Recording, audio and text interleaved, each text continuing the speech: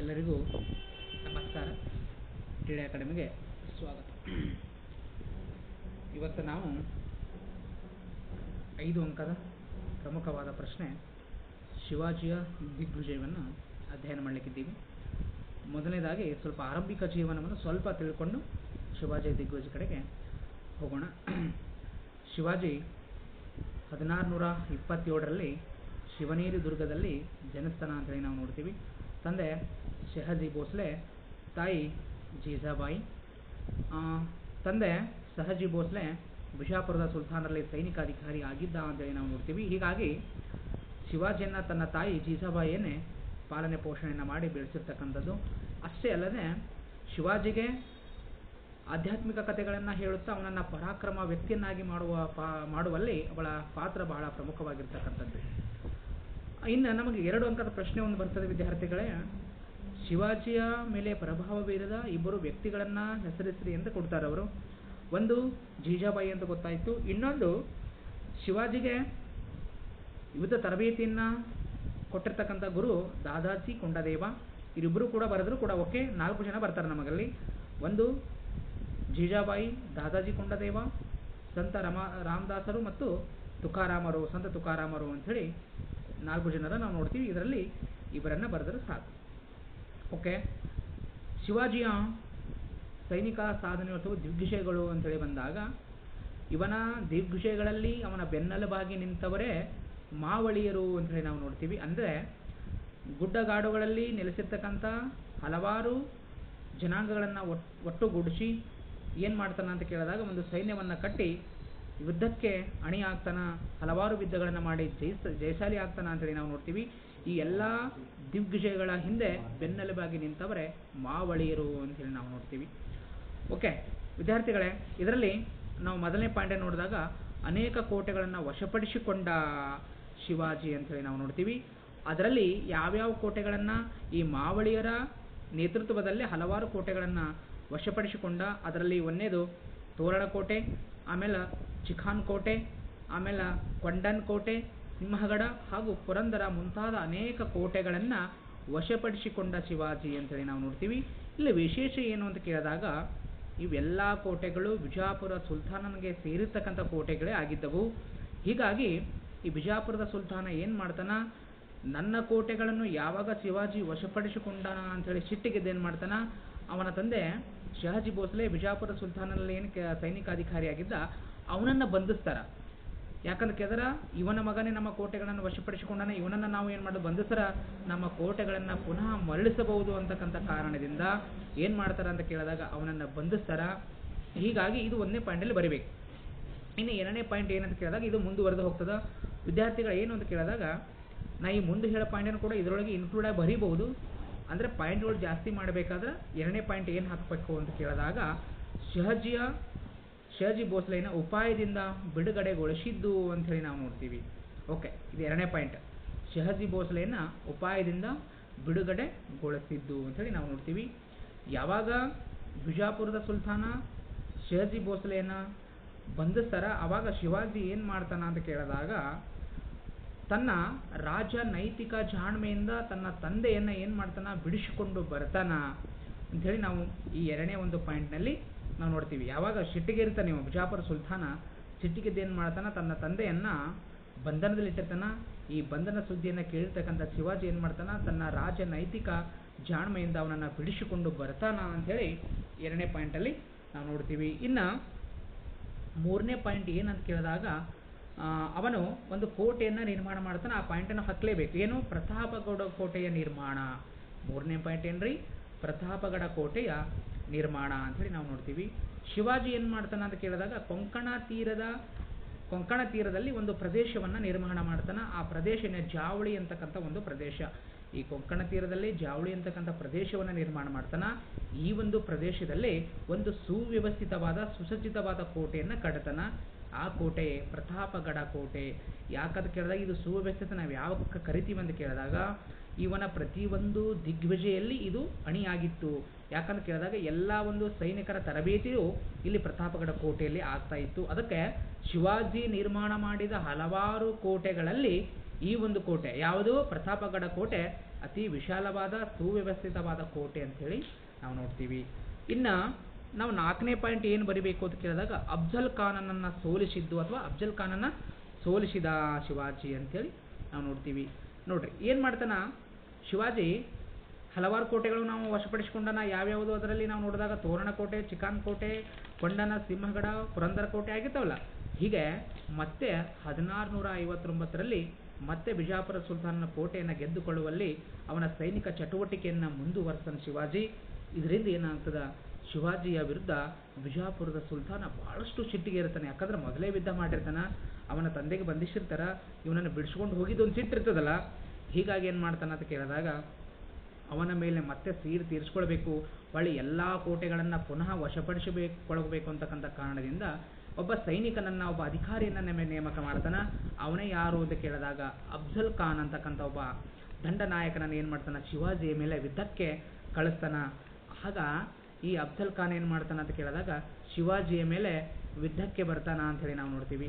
ಇದರಿಂದ ಶಿವಾಜಿ ಏನು ಮಾಡ್ತಾನ ಅಂತ ಕೇಳಿದಾಗ ತನ್ನ ಒಂದು ನೈಪುಣ್ಯತೆಯಿಂದ ಏನು ಮಾಡ್ತಾನ, ಆ ವ್ಯಾಘ್ರನಕ ಅಂದರೆ ಹುಲಿಯ ಉಗುರು ಅಂತಕ್ಕಂಥ ಹುರಿ ಉಗುಲಿನಿಂದ ಒಂದು ಆಯುಧವನ್ನು ರಚನೆ ಮಾಡಿರ್ತಾನೆ. ಅದನ್ನೇ ನಾವು ವ್ಯಾಘ್ರನಕ ಅಂತೇಳಿ ನಾವು ಕರಿತೀವಿ, ವ್ಯಾಘ್ರನಕ ಆಯುಧ ಅಂತ ಕರಿತೀವಿ. ಈ ಒಂದು ವ್ಯಾಘ್ರನಕದಿಂದ ಆ ಒಂದು ಅಫ್ಜಲ್ ಖಾನನ ದೇಹವನ್ನು ಬಗಿತಾನೆ ಶಿವಾಜಿ. ಯಾಕಂದರೆ ಶಿವಾಜಿ ಪರಾಕ್ರಮಿ ಹೌದು, ಆದ ದೇಹದ ಆ ದೇಹದಲ್ಲಿ ಭಾಳ ಸಣ್ಣ ಮನುಷ್ಯ ಶಿವಾಜಿ ಅಂತೇಳಿ ನಾವು ನೋಡ್ತೀವಿ. ಹೀಗಾಗಿ ಈ ಶಿವಾಜಿಯ ಮೇಲೆ ಏನು ಮಾಡ್ತಾನ, ಶಿವಾಜಿ ಅವನನ್ನು ಕೊಲೆ ಮಾಡ್ತಾನ. ಕೊಲೆ ಮಾಡಿ ಏನು ಮಾಡ್ತಾನ, ಇದು ಬಿಜಾಪುರ ಸುಲ್ತಾನಿಗೆ ನುಂಗಲಾರದಿತ್ತು. ಯಾಕಂತ ಕೇಳಿದಾಗ ಅಫ್ಜಲ್ ಖಾನನ ದೇಹ ಅತೀ ಒಂದು ದೊಡ್ಡದಾಗಿರ್ತದೆ, ಭಾಳ ಕಟ್ಟುಮಸ್ತಿನ ಒಂದು ದೇಹವನ್ನು ಹೊಂದಿರತಕ್ಕಂಥ ಅಫ್ಜಲ್ ಖಾನನೇ ಶಿವಾಜಿ ಕೊಂದಾನ ಅಂತಕ್ಕಂಥದ್ದು ಸಣ್ಣ ವಿಷಯ ಅಲ್ಲ ಅಂತಕ್ಕಂಥದ್ದು ಬಿಜಾಪುರದ ಸುಲ್ತಾನಿಗೆ ಗೊತ್ತು. ಯಾಕಂದ್ರೆ ಕೇಳಿದ್ರೆ ಶಿವಾಜಿಯ ಒಂದು ಪರಾಕ್ರಮ ಅವಾಗ ಗೊತ್ತಾಗ್ತದೆ ಅವನಿಗೆ. ಹೀಗಾಗಿ ಅನಿವಾರ್ಯವಾಗಿ 1661ರಲ್ಲಿ ಈ ಬಿಜಾಪುರದ ಸುಲ್ತಾನ ಏನು ಮಾಡ್ತಾನೆ, ಶಾಂತಿ ಒಪ್ಪಂದಕ್ಕೆ ಬರಬೇಕಾಗ್ತದೆ. ಈ ಶಾಂತಿ ಒಪ್ಪಂದದಲ್ಲಿ ಏನು ಮಾಡ್ತಾನೆ ಅಂತ ಕೇಳಿದಾಗ ಅವನು ಗೆದ್ದುಕೊಂಡಿರ್ತಕ್ಕಂಥ ಎಲ್ಲ ಕೋಟೆಗಳಿಗೂ ಮಾನ್ಯತೆ ಕೊಟ್ಬಿಡ್ತಾನೆ. ಶಿವಾಜಿ ನೀನೇನು ಮಾಡು, ಗೆದ್ದುಕೊಂಡಿದ್ದೀನಿ, ನನ್ನ ತಂಟೆಗೆ ಬರಬೇಡ, ನಾನು ನನ್ನ ಜೋಡಿ ಶಾಂತಿ ಒಪ್ಪಂದ ಮಾಡ್ಕೊಂಡಿನಿ, ಹೀಗಾಗಿ ಎಲ್ಲ ಕೋಟೆಗಳನ್ನು ನೀನೇ ತೆಗೆದುಕೋ ಅಂಥೇಳಿ ಅವನಿಗೆ ಏನು ಮಾಡ್ತಾನೆ, ಎಲ್ಲ ಕೋಟೆಗಳಿಗೆ ಆಡಳಿತ ಮಾಡಲಿಕ್ಕೆ ಮಾನ್ಯತೆಯನ್ನು ಕೊಡ್ತಾನೆ. ಇದು ಶಿವಾಜಿಯ ಒಂದು ಸಾಧನೆ. ಇದು ನೋಡ್ರಿ ಎಂದು ಕೇಳಿದಾಗ ದೇಹದಲ್ಲಿ ನಾವು ಎಷ್ಟೊಂದು ಶಕ್ತಿ ಇದ್ದರೆ ತಾಳಕ್ಕಾಗಿಲ್ಲ, ಆದರೆ ತಲೆಯೊಳಗೆ ನಾವು ಯಾವಾಗ ಬುದ್ಧಿಶಕ್ತಿ ಅಂತೇಳಿ ನಾವು ನೋಡ್ತೀವಿ ಅದು ಬಹಳ ಮುಖ್ಯ ಆಗಿರ್ತಕ್ಕಂಥದ್ದು. ನಮ್ಮಲ್ಲಿ ಶಾಸ್ತ್ರಿಯವರು ಕೂಡ ಅದಾರ, ಹೌದಾ? ಓಕೆ, ಈಗ ನಾವು ಏನು ಮಾಡಬೇಕಾಗ್ತದೆ ಅಂತ ಕೇಳಿದಾಗ 4ನೇ ಪಾಯಿಂಟ್ ಏನು, ಅಫ್ಜಲ್ ಖಾನನನ್ನು ಸೋಲಿಸಿದ್ದು ಅಂಥೇಳಿ ನಾವು ನೋಡ್ತೀವಿ.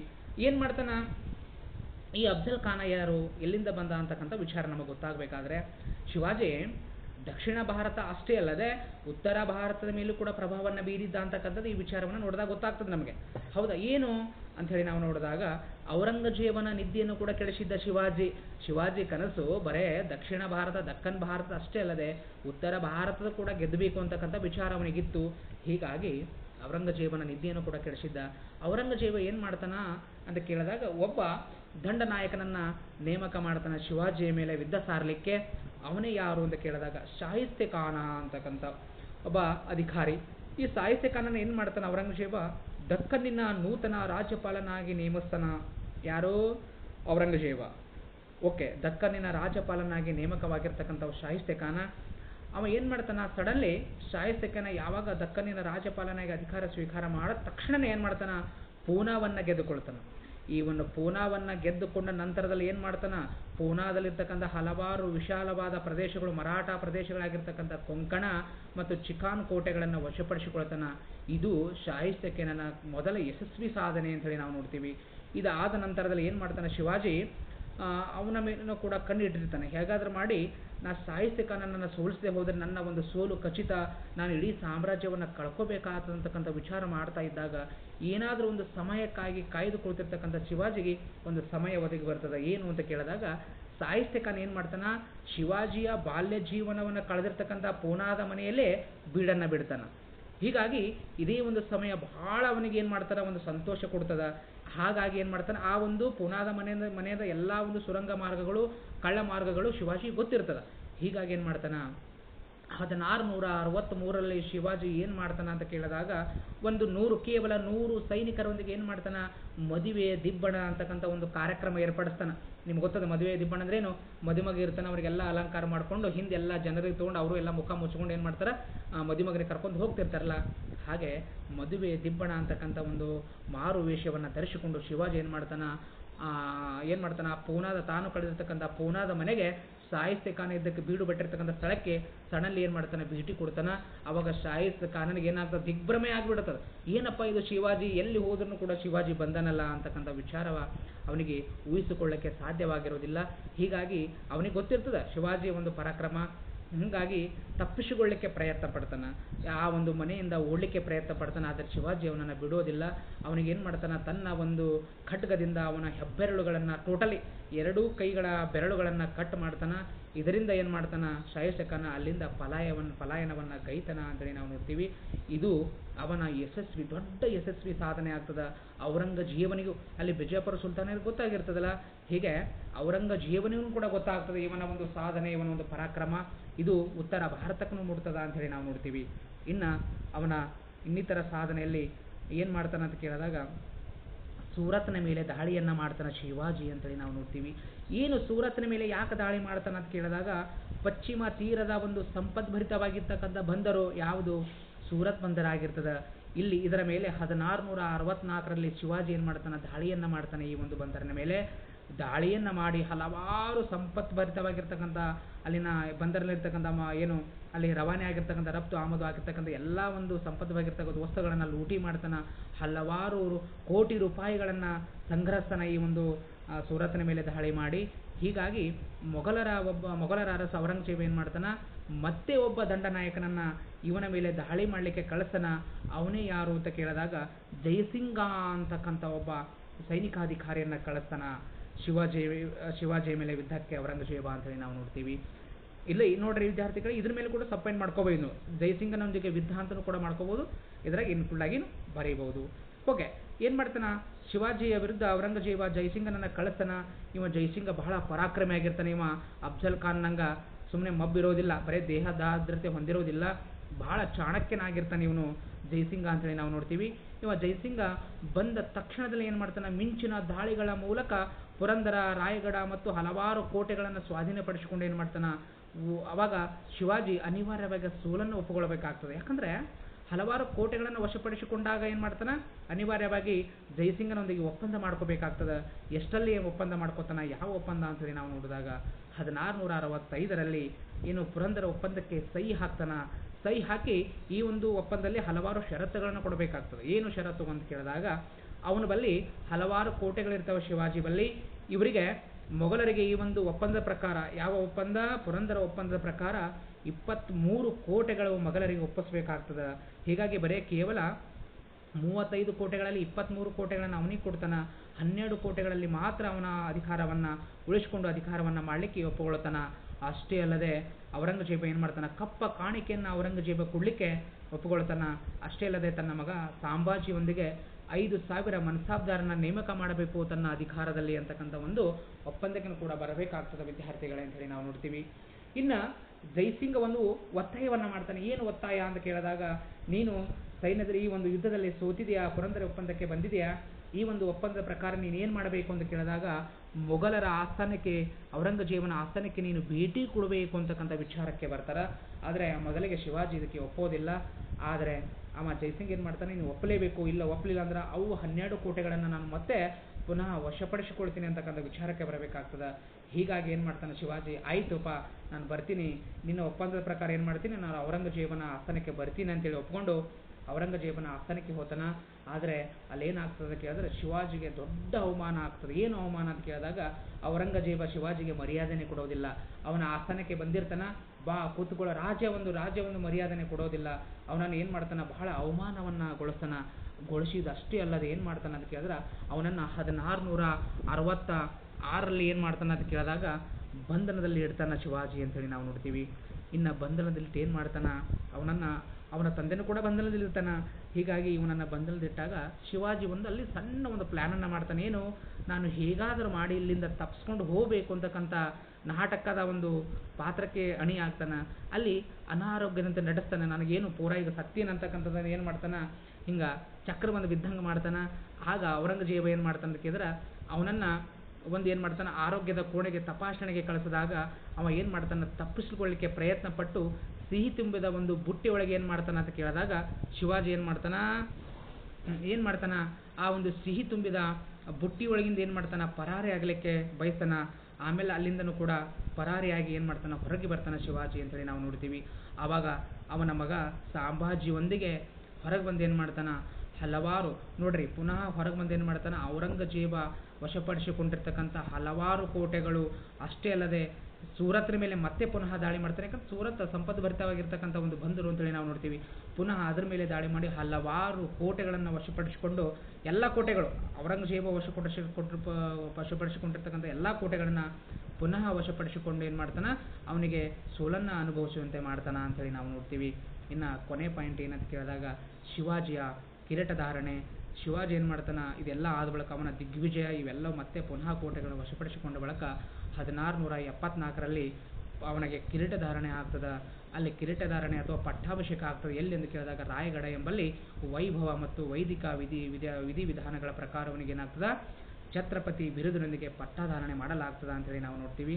ಇನ್ನು ಕೆಲವು ಸಮಯದ ನಂತರ ಶಿವಾಜಿ ಹುಬ್ಬಳ್ಳಿ, ಜಿಂಜಿಂ, ಆಮೇಲೆ ವೆಲ್ಲೂರು, ಕೆಲವೊಂದಿಷ್ಟು ತಂಜಾವೂರು, ಆಮೇಲೆ ಅವನು ಹಲವಾರು ಕೋಟೆಗಳನ್ನು ಪುನಃ ವಶಪಡಿಸಿಕೊಂಡು 1680ರಲ್ಲಿ ಮರಣವನ್ನು ಹೊಂದುತ್ತಾನ ಅಂತೇಳಿ ನಾವು ನೋಡ್ತೀವಿ. ಇದು ಶಿವಾಜಿಯ ದಿಗ್ವಿಜಯ. ಏನಿಲ್ಲರಿ, ಇದರೊಳಗೆ ಬಹಳ ಸರಳವಾಗಿರ್ತಕ್ಕಂಥದ್ದು. ನಾವು ಸ್ಟಾರ್ಟಿಂಗ್ ಬರೀಬೇಕಾಗಿರೋದಿದೆ. ಏನು ಅಂತ ಕೇಳಿದಾಗ ಅವನ ಆರಂಭಿಕ ಜೀವನ ಏನು ಬರೀಬೇಡ, ಇದರೊಳಗೆ ಏನು ಇಲ್ಲ. ಈ ದಿಗ್ವಿಜಯಗಳಲ್ಲಿ ಏನು ಬರೀಬೇಕು ಅಂತ ಕೇಳಿದಾಗ ಮಹಾಬಳಿಯರ ಸಹಾಯದಿಂದ ಅವನ ಹಲವಾರು ದಿಗ್ವಿಜಯಗಳಲ್ಲಿ ಮಹಾಬಳಿಯರು ಪಾತ್ರವಾಗಿದ್ದರು, ಅವನ ಬೆನ್ನೆಲುಬಾಗಿದ್ದರು. ಇವರ ಒಂದು ಸಹಾಯದಿಂದ ಹಲವಾರು ಕೋಟೆಗಳನ್ನು ವಶಪಡಿಸಿಕೊಂಡ. ಯಾವ್ಯಾವ ರೀತಿ ತೋರಣ, ಆಮೇಲೆ ಚಿಕಾನ, ಕೊಂಡಾನ, ಸಿಂಹಗಡ, ಪುರಂದರಗಡ ಮುಂತಾದ ಕೋಟೆಗಳನ್ನು ವಶಪಡಿಸಿಕೊಂಡ ಅಂತೇಳಿ ನಾವು ನೋಡ್ತೀವಿ. ಇನ್ನು ತದನಂತರದಲ್ಲಿ ಏನು ನೋಡ್ತೀವಿ ಅಂತ ಕೇಳಿದಾಗ ನಾವು ಅದೇ ಹೇಳಿದೀವಲ್ಲ, ಬಿಜಾಪುರ ಸುಲ್ತಾನ ಸಿಟ್ಟಿಗೆಳ್ತಾನೆ. ಆಮೇಲೆ ಶಹಾಜಿ ಭೋಸಲೆಯನ್ನು ಬಿಡಿಸ್ಕೊಂಡು ಬಂದಿದ್ದು ಇದರೊಳಗೆ ಇನ್ಕ್ಲೂಡ್ ಆಗಿ ಬರಿಬೋದು, ಇಲ್ಲಾಂದರೆ ಸಪ್ರೇಟ್ ಪಾಯಿಂಟನ್ನು ಕೂಡ ಮಾಡ್ಬೋದು, ಏನು ಸಮಸ್ಯೆ ಇಲ್ಲ. ಹೀಗಾಗಿ ಇದು ಏನಾಗ್ತದೆ, ಒಂದು ಪ್ರಮುಖವಾದ ಪ್ರಶ್ನೆ ಅಂತೇಳಿ ನಾವು ನೋಡ್ತೀವಿ. ಮುಂದಿನ ಕ್ಲಾಸಲ್ಲಿ ನಾವು ಏನು ಮಾಡೋಣ ಅಂತ ಕೇಳಿದಾಗ ಇನ್ನೊಂದು ಸಿದ್ಧಾಂತ, ಸೋರಿಕೆ ಸಿದ್ಧಾಂತದ ಬಗ್ಗೆ ಮುಂದಿನ ತರಗತಿಯಲ್ಲಿ ನೋಡೋಣ. ಇನ್ನು ಅದಾದ ನಂತರದಲ್ಲಿ ಸ್ವಲ್ಪ ಏನು ಅಂತ ಕೇಳಿದಾಗ ಕಾಲಾನುಕ್ರಮ ನೋಡೋಣ. ಯಾಕಂದರೆ ಕಾಲಾನುಕ್ರಮ ನಮಗೆ ಬಹಳ ವಿಶೇಷ. 4 ಅಂಕ ನಮಗೆ ಫಿಕ್ಸ್ ಬರ್ತದೆ, ಅದರಲ್ಲಿ ಮಿಸ್ ಆಗೋ ಚಾನ್ಸಸ್ ಇಲ್ಲ. ಯಾಕಂದರೆ ನೀವು ಒಂದು ಕಾಲಾನುಕ್ರಮ ತಪ್ಪು ಮಾಡೋದ್ರಿಂದ 2 ಹೋಗೋ ಚಾನ್ಸಸ್ ಇರ್ತದೆ. ಅದರ ಬಗ್ಗೆ ನಾನು ಸ್ವಲ್ಪ ಬಹಳ ಇಂಪಾರ್ಟೆಂಟಾಗಿ ಡೀಟೇಲ್ಸ್ ಆಗಿ ಹೇಳ್ತಾ ಹೋಗ್ತೀನಿ. ಎಲ್ಲರಿಗೂ ವಂದನೆಗಳು. ಬಾಯ್.